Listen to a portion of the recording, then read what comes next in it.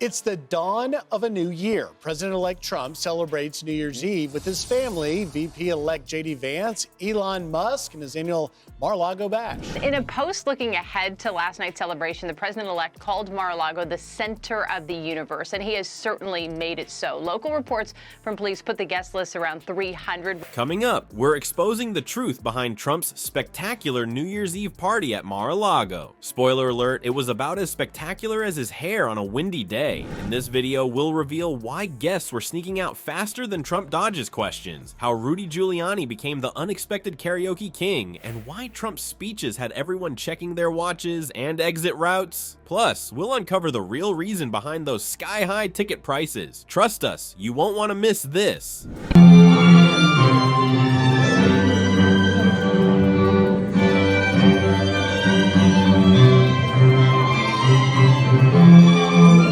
The president-elect and future returning First Lady arrived on the red carpet last night to close out a year that, against all odds, proved victorious for them. Consider for Trump the indictments, the multiple attempts on his life. So last night, you know, there were people out here watching this saying, there he is on that red carpet. You know, I voted for him. Perhaps I was an unlikely voter, someone might say. Before we move on, I'd like to ask you a small favor. If you appreciate this content, please take a second to like this video and subscribe to the channel.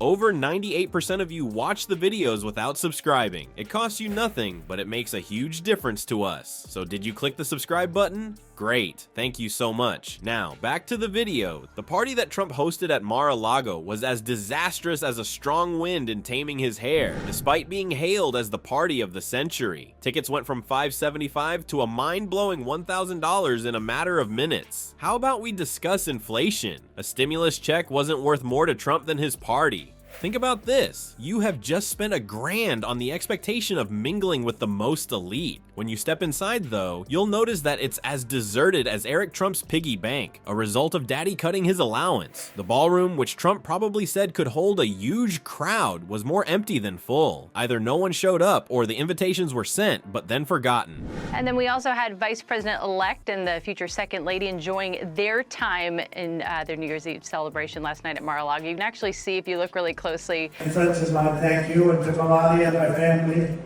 We're all here tonight. I want to thank you all very much. It's a great honor, and we're going to do a great job as the president. It became apparent to me that Mar-a-Lago is now the center of the economic universe, too. That is why so many CEOs, from Zuckerberg to Bezos, everyone's coming to Mar-a-Lago. Of course, Trump had to brag about the classiest party ever and the tremendous turnout. It's just his nature. Half of the extended family didn't even show up, so it was more like a depressing cousin reunion. There was a more striking contrast between Trump's statements and the scene than between his actual skin tone and his spray tan. And new at 6, President-elect Donald Trump will be hosting his annual New Year's Eve party tonight at Mar-a-Lago with about 300 partygoers bussed in due to tight security. Foreign ministers, everybody wants to be there because they know this is where the changes in the world, everything is going to be decided here. That's why. In every way, and we really appreciate it. Very, very special people, tremendous friends. Thank you all. Thank you very much. The more time passed throughout the night, the more desperate it seemed. Trump allegedly tried charging his own family members in an effort to entice them to come because he was so desperate. Imagine Ivanka frantically searching for her credit card as Don Jr. rummages through the couch cushions for spare change. By the end of the night, attendees were probably wondering if they could get a refund for their MAGA hats, on top of their expensive tickets. Some even got up early, probably to celebrate New Year's at the neighboring McDonald's, where the atmosphere was much livelier. Trump holds this bash every year and has had a wide variety of artists perform to sold-out crowds, and this year is expected to have more well-known guests than ever before. Amid a year marked with trials and tribulations, a victory that will likely be very sweet for Trump, his family, and supporters as they toast the new year inside his opulent Mar-a-Lago club. It's going to be a very big night here in Palm Beach tonight as President-elect Donald Trump rings out what for him has been a very good year. Things are about to turn ugly, so please hold on. The night was only beginning, but Trump still had more tricks in his sleeve to make this party unforgettable, or at least funny for late-night comedians. What with all the star-studded performances being about as A-list as a local theater company putting on The Apprentice the Musical, you shouldn't pass it up.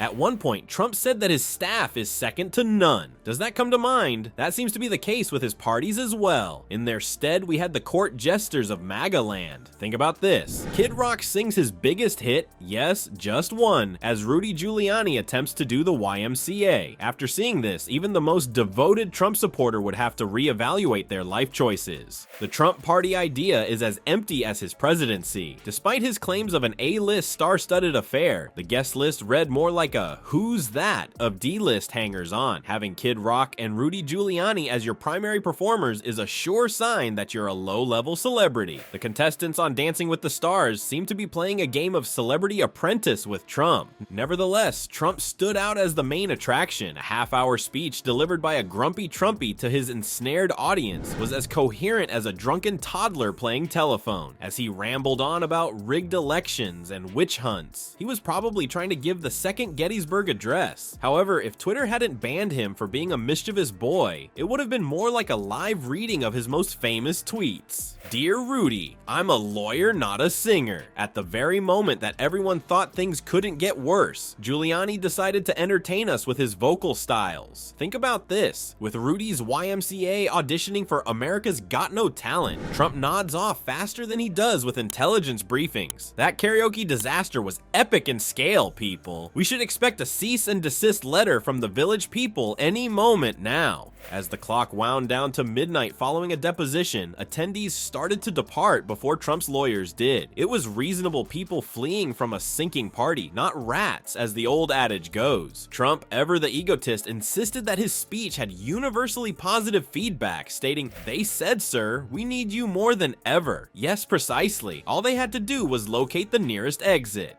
As the clock struck 12 at Trump's party, the only thing that fell was everyone's expectations. We saved a lot of money by not going over budget on this circus. There are occasions when the best party is the one that Trump isn't invited to. So, without further ado, I wish you a joyous new year. Since this party lacked any genuine celebrities, I hope that next year you are not burdened with Trump. The only thing that seemed to fall at midnight as the confetti settled at Mar-a-Lago was, apparently, everyone's expectations. On Trump's New Year's Eve, the party was more you than Yug. A positive aspect, though, is that we were able to avoid wasting money on this circus. Since we were able to stay indoors and watch the train disaster, we had a blast at the sleepover and probably had more fun than anybody else. Keep in mind that sometimes the best party is the one that Trump isn't invited to. If you want to save money and not have an inflated ego on New Year's Eve, maybe you should skip the expensive tickets. Just keep on exercising every day in your living room. That's the only fake news around here. At least you won't have to act like you like Rudy Giuliani's singing abilities there. That's absolutely fantastic news.